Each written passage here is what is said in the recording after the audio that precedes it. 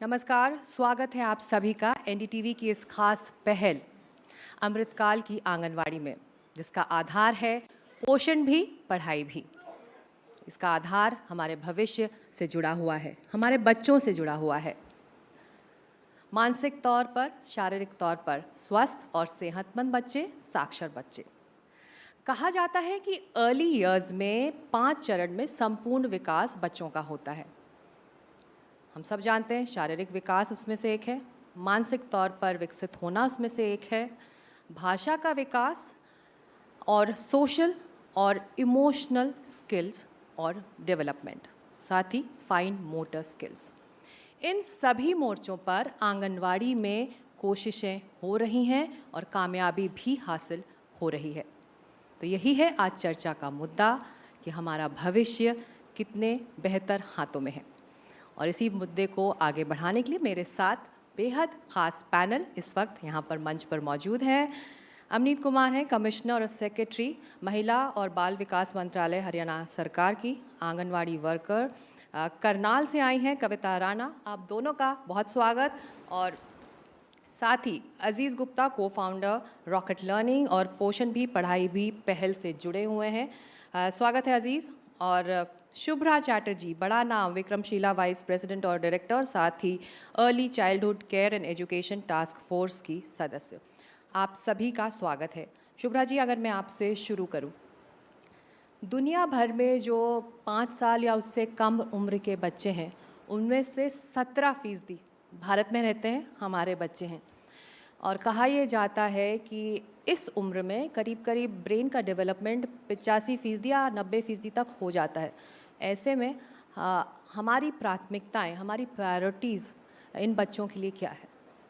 ये जो brain research से हमको पता चला है कि 85% ब्रेन डेवलपमेंट हो जाता है, इसका सीधा एक असर पड़ा है, सारे दुनिया भर में भी पड़ा है, हमारे देश में भी, कि पूर्व प्राथमिक शिक्षा को बहुत महत्व दी जाए। और इसीलिए हमारी जो नई शिक्षा नीति आई है 2020 साल में, उसमें पहली बार हमारे देश की किसी शिक्षा नीति में पूर्व प्राथमिक शिक्षा को इतना इम्पोर्टेंस दिया गया है। और इसमें बताया गया है कि 3 साल की जो पूर्व प्राथमिक शिक्षा है, 3 से 6, और फिर पहले जो 2 क्लास है, क्लासेस 1 और 2 प्राथमिक के, इनको लेकर एक फाउंडेशनल लर्निंग, ये हमारी नींव है सारी। और अगर हम मजबूत एक राष्ट्र बनाना चाहते हैं तो इसकी शुरुआत यहीं से होनी चाहिए।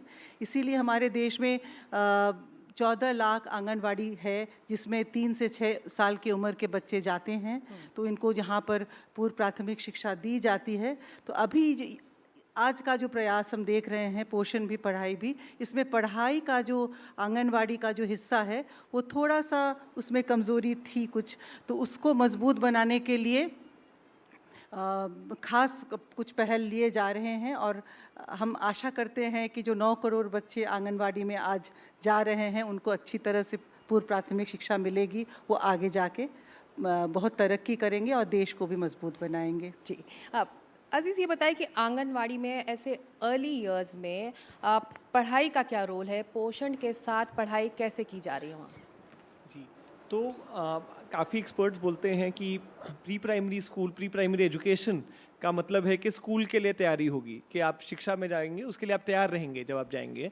लेकिन जो रिसर्च दिखा रहा है कि ये बस स्कूल की तैयारी नहीं है, इसका मतलब है ज़िंदगी के लिए तैयारी। क्योंकि जो आपकी क्रिएटिविटी है, इंटेलिजेंस है, जो आपकी फिज़िकल एबिलिटी भी है, जो आप दिमाग भी और आपका जो तन भी है, दोनों डेवलप इसी उम्र में हो रहा है। एंड इसीलिए जो आपका पोटेंशियल है, जो आप आगे जाके क्या कर सकते हैं ज़िंदगी में, वो इन सालों पे निर्भर है।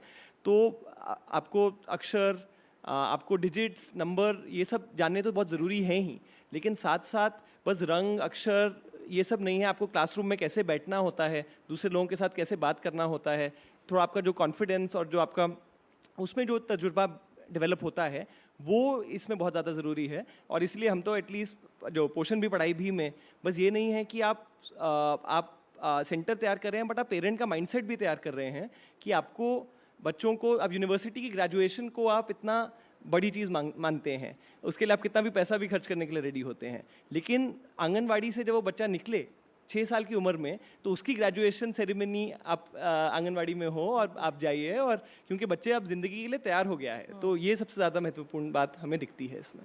बिल्कुल। अमनीत जी, हरियाणा एक ऐसा राज्य है जहाँ की आंगनवाड़ी की सक्सेस स्टोरी की बहुत लंबी लिस्ट है। तो पोषण भी, पढ़ाई भी पहल की कामयाबी आपने कैसे हासिल की? कितना काम हुआ ज़मीन पर? सबसे पहले यहाँ बैठे हुए जितने भी श्रोता हैं और मेरे साथ जो पैनल में उपस्थित हैं, ये मैं बताना चाहूँगी कि भारत सरकार के सौजन्य से जो हमारा आईसीडीएस कार्यक्रम चल रहा है, हरियाणा में करीब 26,000 आंगनवाड़ियों के ज़रिए इसको ग्रामीण और शहरी क्षेत्र में पूरी तरह से इम्प्लीमेंट किया जा रहा है। जो हमारे माननीय प्रधानमंत्री जी के दिशा निर्देश थे और उसके बाद जो पोषण अभियान की शुरुआत हुई, उससे एक नई ऊर्जा का एक संचार हुआ है आंगनवाड़ी के पूरे जो ट्रेडिशनल फ्रेमवर्क में।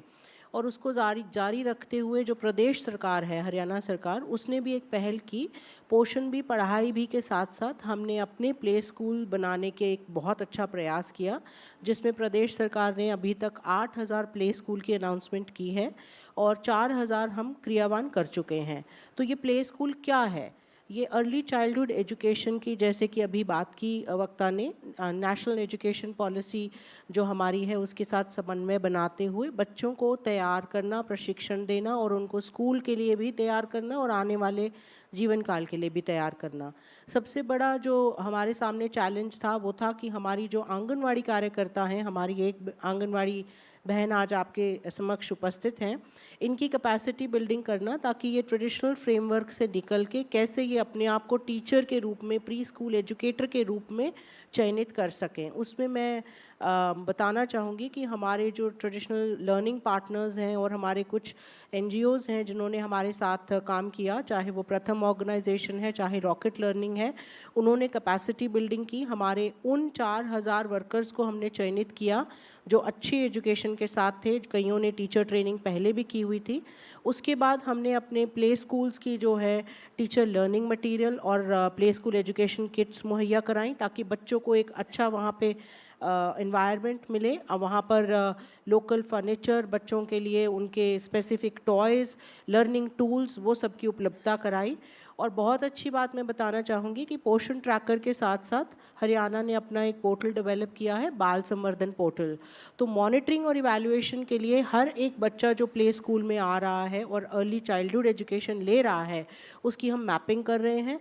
उसकी physical development, mental development, pedagogy के तहत पूरा इस कार्य जो करिकुलम को डेवलप किया गया है।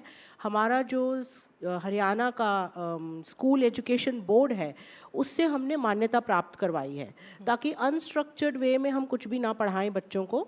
और हमारी टेक्निकल एक्सपर्टीज़ के साथ, क्योंकि आज हमारे पैनल में भी जो लोग उपस्थित हैं वो भी आपसे आगे भी मैं समझती हूँ कि बताएंगे कि स्ट्रक्चर क्रिएट करना कितना ज़रूरी है अर्ली चाइल्डहुड एजुकेशन के लिए, ताकि आने वाले टाइम के लिए इसको रेप्लिकेट किया जा सके।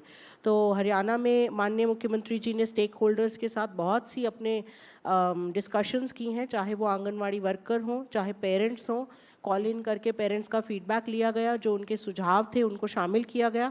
और हम आशा करते हैं कि इसी तरीके से हम हरियाणा में आने वाले वर्ष में और जो है 8,000 प्ले स्कूल्स को क्रियान्वित कर सकेंगे। बिल्कुल, उदाहरण एक सेट किया है हरियाणा ने बाकी राज्यों के लिए, और पीछे पीछे सभी राज्य चल रहे हैं हरियाणा के।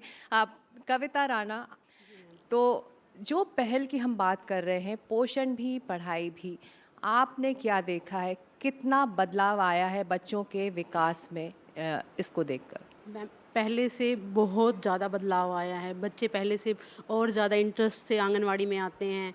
मतलब पहले बच्चे मतलब रोते थे आते हुए, मतलब ही हमें वहाँ सिर्फ राशन मिलता है या कुछ भी, मतलब इतना मतलब वहाँ फैसिलिटीज़ नहीं थी। पहले बच्चे इतने इंटरेस्ट से नहीं आते थे। अब पहले से मतलब और ज़्यादा अच्छा हुआ है। टीचिंग लर्निंग मटेरियल की वजह से टॉयज़ हैं, मतलब हमें भी अच्छे से ट्रेन किया गया है। पहले से हम बच्चों को अच्छे से करा पा रहे हैं पहले से। मतलब हमें भी अब अच्छा लगता है कि हमारा कॉन्फिडेंस डेवलप हुआ है पहले से, तो बच्चों को हम अच्छे से करा रहे हैं। पेरेंट्स भी फीडबैक देते हैं आके कि बच्चे बहुत खुश होके आते हैं अब आंगनवाड़ी में। मतलब भी आपने क्या तरीका अपनाया है कि बच्चे मतलब पहले से बहुत अच्छा कर पा रहे हैं, और मतलब नेक्स्ट डे वो बच्चे कहते हैं कि हमें आंगनवाड़ी छोड़ के आओ। और हमसे भी बच्चे बात करके जाते हैं कि मैम नेक्स्ट डे आप क्या कराओगे, कल क्या कराने वाले हो, कौन सी गेम के थ्रू आप मतलब खेल खिलाओगे। मतलब प्ले वे के तरीके में हम बच्चों को पढ़ाते हैं, विदाउट बर्डन, विदाउट बाउंडेशन। जितनी देर बच्चा रुचि लेके खेल सकता है, पढ़ सकता है, उसी तरीके से हम बच्चों को कराते हैं। तो एक तरह से जो परसेप्शन था आंगनवाड़ी जी, का वो इस खेल- पहल से बदला है, जी आप मैम। मानती हैं? हाँ जी मैम। बिल्कुल। शुभ्रा जी, बच्चों में 3 साल की उम्र में ही उनके ब्रेन में 1 मिलियन न्यूरल कनेक्शंस हर सेकंड फॉर्म होने लगते हैं। तो ऐसे में जब भरपूर पोषण के साथ पढ़ाई की शुरुआत हो तो क्या फ़ायदे होते हैं? तो थोड़ा शुरू से शुरू करते हैं। जी। एक बच्चा जब जन्म लेता है तो कहा जाता है कि वो 10,000 करोड़ मस्तिष्क कोश को लेकर जन्म लेता है, 10,000 करोड़। एंड आई बिलीव कि it is equal the number of stars in the milky way. Wow! तो इतना, तो आप सोचिए एक बच्चे में जी। कितनी संभावना है। और ज़िंदगी के पहले जो 1000 दिन है, फर्स्ट 2 इयर्स में, वो सेकंड में इतने न्यूरल कनेक्शंस बनते हैं। तो इससे न्यूरल कनेक्शंस बनना कब बनता है? न्यूरल कनेक्शन जब कोई सीख होती है। Whenever a child learns something, वो घर में ये मेरी माँ है, ये दूध दे रही है, सारी कुछ उसकी सीख है। एंड द चाइल्ड कंस्ट्रक्ट्स सारी दुनिया के बारे में अपनी एक समझ बनाते हैं, ये एब्स्ट्रैक्ट करना सीखता है, बहुत कुछ सीखता है। तो अब आंगनवाड़ी में जाकर भी 6 साल तक हमारी जो ब्रेन डेवलपमेंट की जो स्पीड है वही रहती है। थोड़ा सा कम हो जाता है लेकिन काफ़ी तेज़ रहती है। पहले 2 साल जैसा नहीं रहता है। लेकिन इस समय बच्चों को एक कहा जाता है एक विंडो ऑफ अपॉर्चुनिटी। जी। हाँ, इस समय कुछ चीज़ों की सीख जैसे होगी वो बाद में जाकर वो खिड़की बंद हो जाएगी, कभी नहीं वैसे होगा। तो इसीलिए मेरे ख्याल से पूर्व प्राथमिक शिक्षा में हमको कुछ फंडामेंटल चीज़ पर ध्यान देना चाहिए। ABCD क ख ग घ 1 2 3 4 ये पढ़ानी नहीं चाहिए। ये बाद में सीखने के लिए बहुत क्लासेस बाकी है। अभी बच्चा जो है वो कुछ फंडामेंटल चीज़ें सीखता है, नॉलेज प्रोसेसिंग सीखता है। हम लोग सोचते हैं खेल रहा है, लेकिन वो matching, sorting, classification, these are cognitive processing skills. Knowledge को हम इसी से विश्लेषण करना सीखते हैं, आगे जाकर ये सब काम आता है। तो आंगनवाड़ी में जो बच्चे अच्छी तरह से उनको सपोर्ट मिलती है, वो they become very good communicators, they become very good problem solvers, और they are so self confident. उनकी आर्टिकुलेशन बहुत अच्छी होती है, कम्युनिकेशन अच्छी होती है। तो these are the life skills.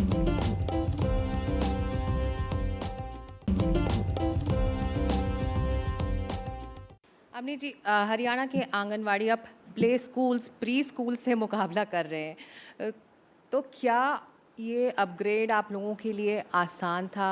Anganwadi workers को एजुकेटर्स बनाना, आंगनवाड़ी में इंफ्रास्ट्रक्चर तैयार करना, कि वो इसके लिए, इस पहल के लिए तैयार हैं? ये एक जर्नी है और अभी जर्नी की शुरुआत हुई है। और मैं सबसे पहले धन्यवाद करना चाहूँगी भारत सरकार का, जिन्होंने कॉन्टेक्स्ट सेटिंग की है कि ट्रेडिशनल जो एक प्रारूप था एक आंगनवाड़ी वर्कर के 6 तरीके की सर्विसेज उसने अपने आंगनवाड़ी के द्वारा बच्चों को और माताओं को देनी थी, उससे ऊपर उठ के अब आंगनवाड़ी वर्कर एक और जो है प्रयास कर रही है और बहुत अच्छे तरीके से कर रही है। तो हरियाणा के एक्सपीरियंस में सबसे पहले, जैसे कि मैंने थोड़ा सा पहले भी बताया, हमने अपने अच्छे वाली आंगनवाड़ी जहाँ पे ग्रेजुएट और हमारी टीचर ट्रेनिंग करी हुई बहनें थीं, उन आंगनवाड़ी वर्कर्स को पहले फेज़ में ट्रेन किया और उनकी ट्रेनिंग के बाद उनको हमने टीचर लर्निंग मटेरियल मुहैया कराया और उनको बहुत सारे स्किल सेट्स दिए। क्योंकि अगर आप ये अपेक्षा करेंगे कि एक आंगनवाड़ी वर्कर सडनली एक दिन जाके पढ़ाई कराना शुरू कर देगी स्ट्रक्चर्ड रूप में, तो वो संभव नहीं है। सबसे पहले स्टेट हेडक्वार्टर पे एक टेक्निकल ग्रुप फॉर्म हुआ और शिक्षा विभाग के साथ मिलके हमने अपना करिकुलम फाइनलाइज किया, जो कि काफ़ी प्रयास लगा, जिसमें 8 से 9 महीने लगे, बिकॉज टेक्निकल एक्सपर्ट्स ने अपने सुझाव दिए और वो सबको हमने सम्मिलित करके नेशनल एजुकेशन पॉलिसी के साथ अलाइन करके काम किया। अब आज के दिन जब हम 4000 अच्छे प्ले स्कूल डेवलप कर चुके हैं, तो जो गांव है वहाँ से फीडबैक आ रहा है।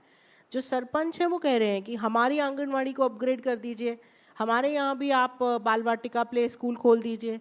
तो एक बहुत अच्छा उससे एक पेरेंट्स के लिए बहुत अच्छा रुझान बढ़ रहा है। और जब पेरेंट्स के लिए हमने एक शिक्षा चौपाल भी शुरू की है, और वो हम जैसे हमारा पोषण भी शिक्षा भी अभियान चलता है, तो उसके साथ पेरेंट्स को इनवाइट करते हैं, जिसमें हम स्कूल रेडीनेस के लिए उनको तैयार करते हैं। उन्होंने बच्चों के लिए क्या क्या तैयारी करनी है कि वो हमारे प्ले स्कूल में शामिल हो सकें, तो उनका इंटरेस्ट जागरूक हो रहा है।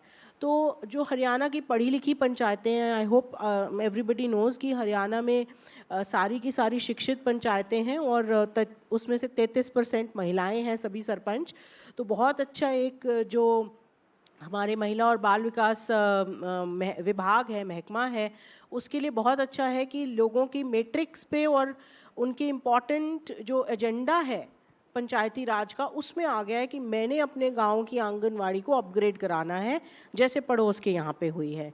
और दूसरा एक अच्छी चीज़ जो हमने शुरू की है वो है कि स्कूल के साथ ही हमने इसको कोलोकेट करने की कोशिश की है, ताकि जैसे ही बच्चा वहाँ पर स्कूल के एनवायरनमेंट में आए और वो प्ले स्कूल में जाना शुरू करे, तो आने वाले 2 वर्ष के बाद जब वो ट्रांजिशन होके प्रॉपर स्कूलिंग में जाएगा, तो उनको बहुत ज़्यादा डिफरेंस नहीं लगेगा और बच्चा पूरी तरीके से सक्षम होगा, और वो कॉन्फिडेंस के साथ हमारा जो जनरल एजुकेशन एनरोलमेंट है, हमारा GER है, वो भी ठीक रहेगा, और हमारी शिक्षा की जो प्रणाली है उसमें वो बिल्कुल सीमलेसली इंटीग्रेट हो जाएगा। तो ये भी हमें महिला और बाल विकास को ध्यान रखना पड़ेगा कि जो शिक्षा विभाग है वो एक ब्रॉडर पैराडाइम सेट कर चुका है, हमें अपने आप को उसके साथ शामिल करते हुए धीरे धीरे बढ़ना है। जी, आप कविता, जो सवाल मैंने अवनीत जी से पूछा था, अपग्रेड होना, आप आंगनवाड़ी कार्यकर्ता थी, अब एजुकेटर के तौर पर आपको देखा जाता है, तो जी मैम। एक स्किल अपग्रेडेशन आपके लिए एक बेहतर प्रोफेशनल स्किल भी है और एक अच्छे प्रोफेशनल बनने के लिए अच्छा ज़रिया भी। जी मैम, हमारी जैसे ट्रेनिंग हुई है पिछले 2-3 सालों में, उस ट्रेनिंग्स का हमें मैम बहुत ज़्यादा फ़ायदा हुआ है। हमारा मतलब हमारे अंदर एक टीचर वाला कॉन्फिडेंस आ गया है। अब बच्चों को हम अपने आप को हम आंगनवाड़ी वर्कर ना कह के प्ले स्कूल की टीचर कहते हैं। मतलब हमें अच्छा लगता है कि हमारे मतलब स्किल्स डेवलप हुई हैं, हमारे अंदर कॉन्फिडेंस आया है, हम बच्चों को अच्छे से करा पा रहे हैं, बच्चे मतलब अच्छे से कर रहे हैं। हमें मतलब इंटरनल हमें भी अच्छा लग रहा है, हमें भी अच्छा फील होता है, अभी हमें एज ए टीचर काम कर रहे हैं अब जी प्ले स्कूल में। जी, तो शुभ्रा जी, आंगनवाड़ी में जैसे कि अब वर्कर्स एजुकेटर्स हैं, ऐसे में जो कॉग्निटिव स्किल्स हैं, न्यूमरेसी स्किल्स हैं, प्री लिटरेसी स्किल्स हैं, जो आप लोग लगातार कह रहे हैं कि बोलना, सुनना, पढ़ना, लिखना सब साथ साथ चल रहा है पोषण के साथ साथ, तो ऐसे में जो फिज़िकल ग्रोथ के साथ जो इमोशनल डेवलपमेंट भी होना चाहिए, उस पर किस तरह से काम हो रहा है आंगनवाड़ी में? सोशल इमोशनल डेवलपमेंट ये प्री प्राइमरी एजुकेशन की एक बहुत इम्पॉर्टेंट चीज़ है। मैंने कहा तो जाता है कि जो communication skills and social emotional development ठीक से हो जाए तो यू आर सॉर्टेड मोर और लेस, बाकी सब होगा।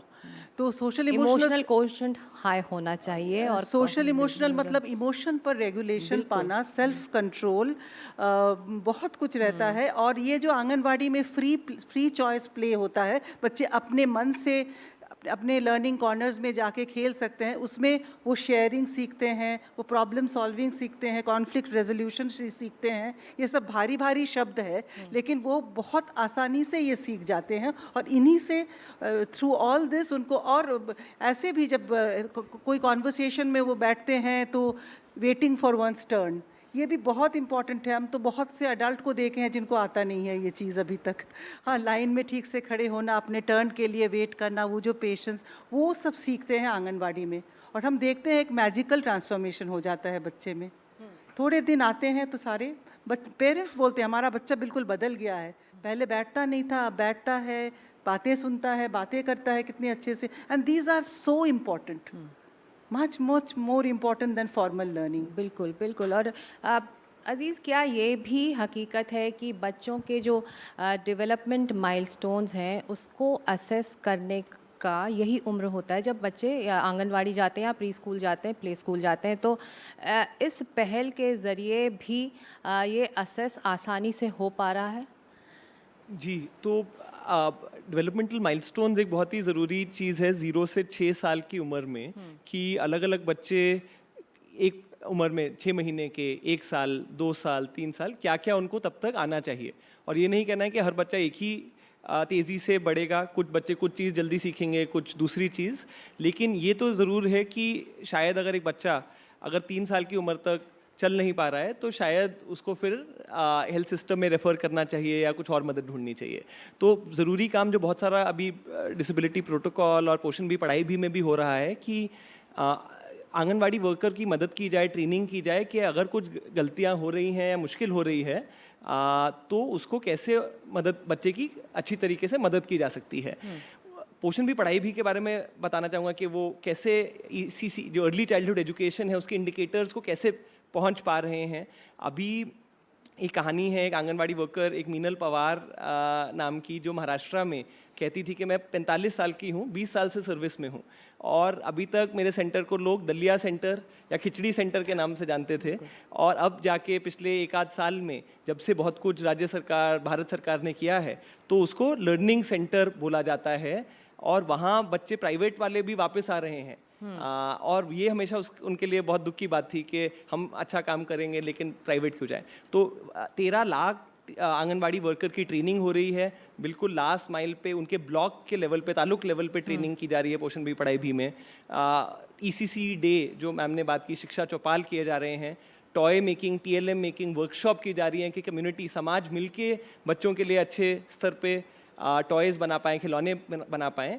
और इससे ये एक मेक इन इंडिया मॉडल है कि भारत में सबसे पहले सबसे बड़ा pre school high quality system कैसे बनाया पा रहा है वो हो रहा है। और ये एक मॉडल है जो मुझे लगता है कि हम पूरे दुनिया में एक्सपोर्ट करेंगे। कि हम बस कुछ चीज़ वस्तु नहीं एक्सपोर्ट करेंगे, लेकिन ये आइडिया कि समाज में एक बहुत अच्छा प्री स्कूल बन सकता है वो हम आइडिया बना भी रहे हैं और हम आगे जाके एक्सपोर्ट भी ज़रूर करेंगे। अमनी जी, एक और मोर्चे पर या आंगनवाड़ी ने कामयाबी हासिल की है वो गैप्स भरने में है।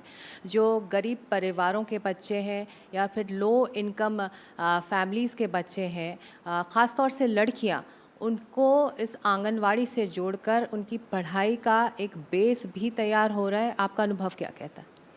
बिल्कुल, जैसे आपने बताया, जो गांव का बच्चा है, इर्रिस्पेक्टिव कि वो लड़का है या लड़की, उसके ऊपर तवज्जो हमारी सभी आंगनवाड़ी वर्कर्स देती हैं। लेकिन जैसे कि आप सबको पता भी है कि बेटी बचाओ बेटी पढ़ाओ अभियान जो शुरू किया गया था वो हरियाणा से ही किया गया था और उसका एक बहुत इम्पॉर्टेंट इंडिकेटर ये भी है कि कितनी बच्चे जो हैं, गर्ल चाइल्ड जो हैं, स्कूल में एनरोल हो पा रही हैं।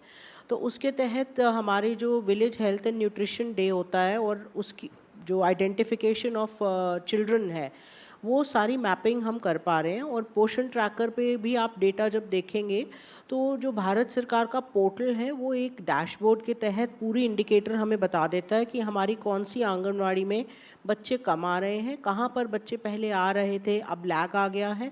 तो हम उसको मैपिंग करके हमारी जो कंसर्न सुपरवाइजरी ऑफिसर्स हैं उनके थ्रू मॉनिटरिंग करते हैं।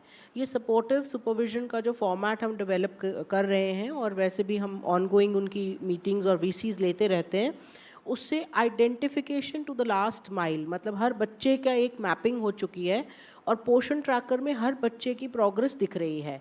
और हरियाणा का अपना जो पोर्टल है बाल संवर्धन पोर्टल, उसमें मैं बताना चाहूँगी कि हम हर बच्चे का जो प्रोग्रेस है शिक्षा और उसका मानसिक और फिज़िकल डेवलपमेंट है उसको भी मैप करते हैं। तो एक तरीके से जो बच्चा हमारी आंगनवाड़ी में आ रहा है केवल हम उसको नहीं कवर कर रहे, उसमें बाल संवर्धन पोर्टल में हम जो बच्चे हमारे यहाँ नहीं भी आ रहे आंगनवाड़ी में लेकिन वो प्राइवेट प्ले स्कूल में जा रहे हैं, किसी अन्य स्कूल में जा रहे हैं या घर पे हैं, उन सभी की मैपिंग हमने की है।